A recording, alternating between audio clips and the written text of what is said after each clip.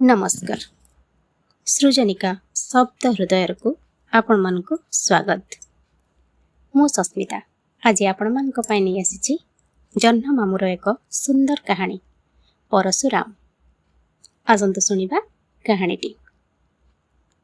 ऋषि जमदग्नि थिले ऋषि रुचिकंकर पुत्र और ऋषि विश्वामित्रंक भणजा। राजा प्रसन्नजितଙ୍କ कन्या रेणुका को से विवाह करथिले। कालक्रमे तांकर 5 पुओ जन्म नेले। सेमाने हेउछंती वसु, विश्वावसु, बृहद्भानु, बृहत्कर्ण और राम। थरे रेणुका पानी आनिबाकू नदी को जाइथांती। देखिले चित्ररथ गंधर्व शस्त्रिक जल क्रीड़ा करुछंती। से तांकर रूपरे मोहित होई घड़िए ठिया होई चाहि रहिले। हठात सचेतन हेले। अनेक विलंब होई गलानी, तेणु से शीघ्र शीघ्र घर को फेरी आसिले। किंतु तांकर विलंबरे एणे तांक स्वामी जमदग्नि खूब रागी गलेनी। पुणी तपस्या बलरे जेतेबेले कारणटी जानि पारिले तत्क्षणात पुओ मानंकु आदेश देले मां को बध करिबाकू। प्रथम 4 पुओ कौनसी मते राजी हेले नहीं, किंतु कनिष्ठ पुत्र राम पित्राज्ञा पालन करी माता को हत्या कले। आज्ञावह पुत्रर कार्य से खूब खुशी होई बर जाचिले। राम प्रथम बररे तांको मांकर जीवन भिक्षा कले। जमदग्नि रेणुका को बंचाइबा संगे संगे राम को आहुरी एक बर देले जे से कदापि युद्धरे हारिबे नाही। सेही रामंकर आयुध परशुर थिबारु समस्तंक निकटरे से परशुराम भावरे परिचित हेले। थरे से निजर जेजे बाबा ऋषि रुचिकंकु देखा करिबाकू तांको आश्रम को जाइथिले। सेठारे किछि दिन रही ऋषि अर्वंक आश्रम को गले। से मध्य भार्गव वंशीय थिले। किछि दिन परे प्रपितामह भृगुक आश्रम को गले।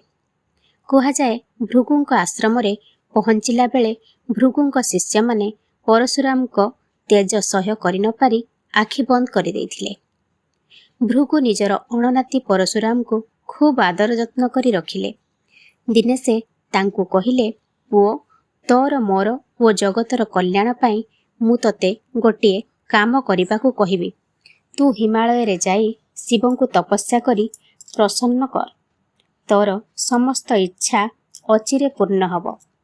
तापरे परशुराम हिमालय रे पहुंची तपस्या आरंभ कले।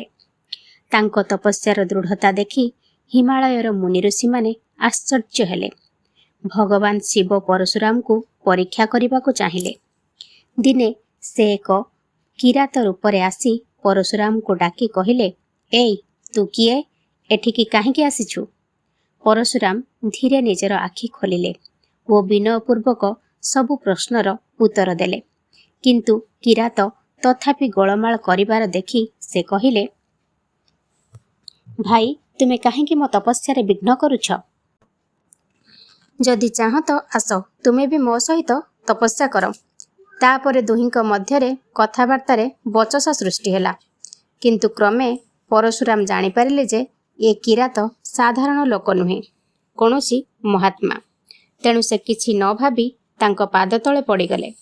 भगवान शिव प्रसन्न होई परशुराम को उठाई कहिले, वत्स तुम्भर एबे तरुण बयस, रौद्रास्त्र धारण करिवार शक्ति तुम्भर वर्तमान होई नाही। तुम्भे किछि दिन तीर्थाटन करी फेरी आस। एकथा कही से अंतर्ध्यान होई गले। तापरे से किछि दिन पई तपस्या बंद करी तीर्थाटन कले ओ परे पुणी फेरी आसी तपस्या कले। सही समय रे इंद्र देवता मानंकु नेई शिवंक पाखकु आसी निवेदन करी कहिले, भगवान दुराचारी दानव आमर स्वर्ग राज्य ध्वंस करुछि। आपण स्वयं आसी आमको रक्षा करंतु। शिव एकथा सुनी परशुराम को डकाई पठाइले। से आसी पहुंचिबा मात्रे शिव आदेश देले, राम मु सुनिछि दानव माने इंद्रंकर स्वर्ग राज्य ध्वंस करुछंती। तुम्भे जाई तांको सहित युद्ध करी सेठारो इंद्रंकु रक्षा कर।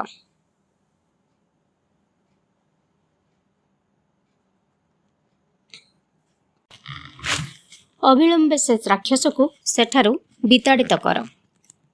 ଭଗବାନ, ଆପଣ ତ ଜାଣନ୍ତି ଦାନବମାନେ କେତେ ଶକ୍ତିଶାଳୀ। ମୁଁ ସେମାନଙ୍କୁ କିପରି ପରାଜିତ କରିପାରିବି? ପରଶୁରାମ ପଚାରିଲେ। ତାପରେ ଶିବ ଗୋଟିଏ ପରଶୁ ବା କୁଠାରରେ ନିଜର ତେଜ ସ୍ଥାପନ କରି ତାକୁ ପରଶୁରାମକୁ ଦେଲେ। ସେହିଦିନଠାରୁ ସେ ପରଶୁରାମ ରୂପେ ଖ୍ୟାତ ହେଲେ। ସ୍ୱର୍ଗ ରାଜ୍ୟ ଦାନବମାନଙ୍କ କବଳରୁ ଉଦ୍ଧାର କରି ଇନ୍ଦ୍ରଙ୍କୁ ସମର୍ପଣ କରି ପୁଣି ହିମାଳୟକୁ ଫେରିଆସି ତପସ୍ୟାରେ ନିରତ ହେଲେ। ଏହି କୃତିତ୍ୱରେ ଶିବ ସନ୍ତୁଷ୍ଟ ହୋଇ ତାଙ୍କୁ ଅତି ଆଦରରେ ମହାନ ଭାର୍ଗବ ଅସ୍ତ୍ର ପ୍ରଦାନ କଲେ। ତାପରେ ସେ ହିମାଳୟ ଛାଡ଼ି ନିଜ ପିତାମାତାଙ୍କୁ ଦେଖିବାକୁ ଗଲେ। ରାସ୍ତାରେ ଦେଖିଲେ ବାଘଟାଏ ଗୋଟାଏ ବ୍ରାହ୍ମଣ ବାଳକକୁ ଆକ୍ରମଣ କରୁଛି। ବାଘ ଉପରେ ବ୍ରହ୍ମାସ୍ତ୍ର ପ୍ରୟୋଗ କରି ସେ ସେହି ବାଳକକୁ ରକ୍ଷା କଲେ। ବାଘଟି ପଡ଼ିଯିବା ମାତ୍ରେ ସେଥିରୁ ଏକ ଗନ୍ଧର୍ବ ବାହାରି ଆସିଲା ଓ ପରଶୁରାମଙ୍କୁ ପ୍ରଣାମ କରି କହିଲା ଯେ ସେ ଅଭିଶାପ ବଶରୁ ଏପରି ହୋଇଥିଲା। ଏବେ ନିଜ ରୂପ ନେଇ ସ୍ୱର୍ଗକୁ ଯାଉଛି। ବାଘ ମୁହଁରୁ ପରଶୁରାମ ଯେଉଁ ବାଳକଟିକୁ ରକ୍ଷା କରିଥିଲେ ତାର ନାମ ଅକୃତବ୍ରଣ। ସେ ଥିଲା ଶାନ୍ତ ମୁନିଙ୍କ ପୁତ୍ର। ସେ ତୀର୍ଥାଟନ କରିବାକୁ ବାହାରି ବାଟ ଭୁଲି ଜଙ୍ଗଲରେ ପଶି ବାଘ ମୁହଁରେ ପଡ଼ିଥିଲା। ପରଶୁରାମ ତାର ଜୀବନ ରକ୍ଷା କରିଥିବାରୁ ସେ ସାରା ଜୀବନ ତାଙ୍କର ଶିଷ୍ୟ ଓ ସେବକ ହୋଇ ରହିଲା। ତାପରେ ପରଶୁରାମ ଅକୃତବ୍ରଣକୁ ସଙ୍ଗରେ ନେଇ କ୍ରମଶଃ ଭୃଗୁ, ଅର୍ବ ଓ ରୁଚିକ ଆଦି ମୁନିମାନଙ୍କ ଆଶ୍ରମମାନଙ୍କୁ ଯାଇ ସେମାନଙ୍କୁ ଆନନ୍ଦିତ କଲେ। ତାପରେ ମାତା ପିତାଙ୍କୁ ଦେଖା କରିବାକୁ ଘରକୁ ଲେଉଟିଗଲେ ଓ ସେଠାରେ ପହଞ୍ଚି ମାତା ପିତାଙ୍କୁ ସମସ୍ତ ବୃତ୍ତାନ୍ତ ବର୍ଣ୍ଣନା କଲେ। ଶ୍ରୋତାବନ୍ଧୁ, ଆଶା କରେ ଜହ୍ନମାମୁଁର ଏହି କାହାଣୀଟି ଆପଣମାନଙ୍କୁ ଭଲ ଲାଗିଥିବ। କାହାଣୀଟି ଆପଣଙ୍କୁ କେମିତି ଲାଗିଲା କମେଣ୍ଟ ମାଧ୍ୟମରେ ଆମକୁ ନିଶ୍ଚୟ ଜଣାନ୍ତୁ। ରହୁଛି। ଜୟ ଜଗନ୍ନାଥ।